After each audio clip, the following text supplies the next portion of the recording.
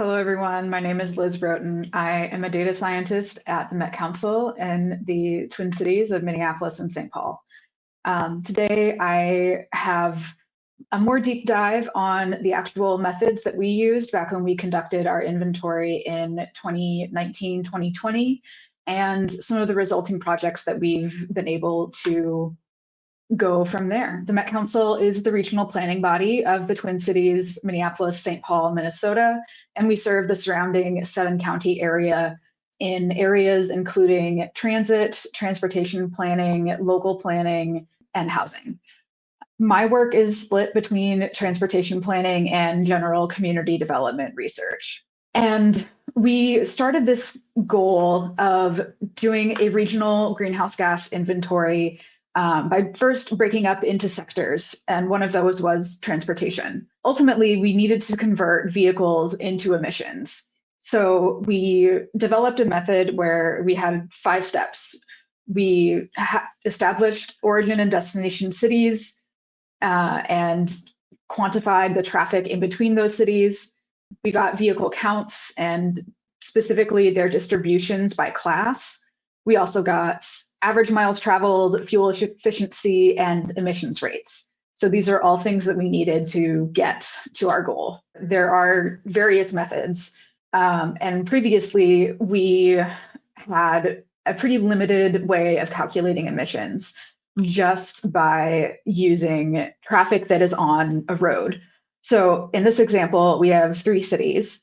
We want to account for the emissions from a trip in between the red city and the green city. The red city is of moderate size and density, so about a medium population. The blue city has a really large area, but a very small population, so very low density. And the green city has a large population, but a very small area, so it's very high density. If we just account for where the miles were traveled, the majority of the emissions get attributed to the blue city, even though that city didn't initiate any of the emissions. Instead, we split the emissions between the red and green cities 50-50. And ultimately, we're still totaling up to 30 emissions in whatever unit we're quantifying that as. But we aren't attributing anything to the blue city. There are 7 counties in the region, and so this was particularly valuable because we wanted to attribute emissions to individual cities and not attribute emissions to areas that have a high number of freeways or interstates traveling through them. So further, we broke up transportation into 2 sectors, passenger and commercial. At this time, we used StreetLight volume and a calibrated StreetLight index. Since then, of course, StreetLight has updated their products and what's available. So with passenger, we use StreetLight volume, which is an estimated number of vehicle trips. It's based on machine learning models that consider traffic patterns not during the entire year and not just a single sample month, as is what's the typical case with something like a DOT AADT, average annual daily traffic measurement. And at that time, it primarily relied on location-based services data. And this was only passenger light-duty vehicles. For commercial vehicles, heavy-duty and medium-duty trucks, we provided StreetLight with a vehicle classification distribution for a sample of roads in our region.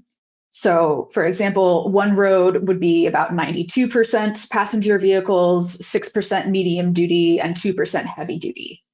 And then StreetLight would apply this distribution to their algorithm so that we were able to get a number of vehicles breaking down by medium and heavy duty.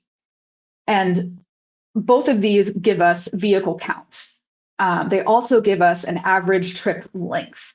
So if you multiply the number of vehicles times the trip length, you get vehicle miles traveled, or VMT. There were various ways that you can go about with calculating going from vehicle or vehicle miles to emissions.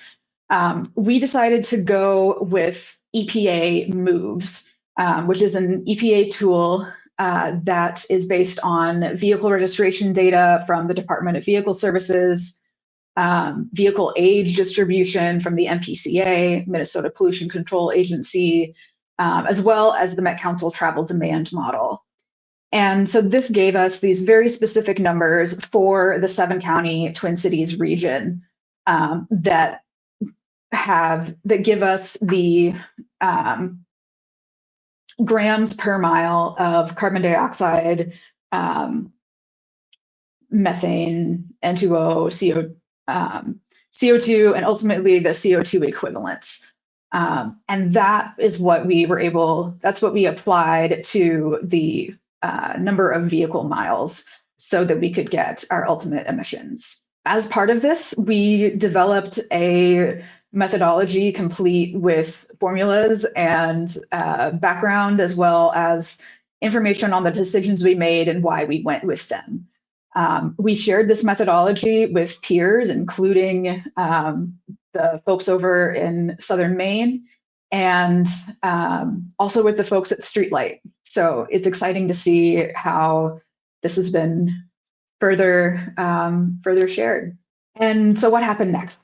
Well, first, we finished the greenhouse gas inventory for the Twin Cities.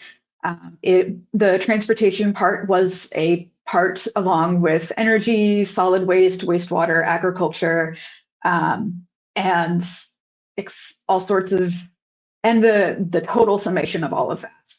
We then used parts of the inventory for a greenhouse gas strategy planning tool, which we launched earlier this summer, which also breaks down by transportation, building energy, and some estimation of conservation and carbon stock, with lots of strategy bundles and individual strategies, so that a city could see if they implemented a certain strategy or policy, what would the emissions be by the time we get to 2040. And finally, we received a CPRG grant to expand our inventory, not from just the 7-county, but to the 11-county, and also allows us to collaborate with the Minnesota Pollution Control Agency so that our methodology lines up, and we get to update the data and spend a lot of time writing up reports and methods. And we're currently in the process of the work for this grant, and we should have results available this spring.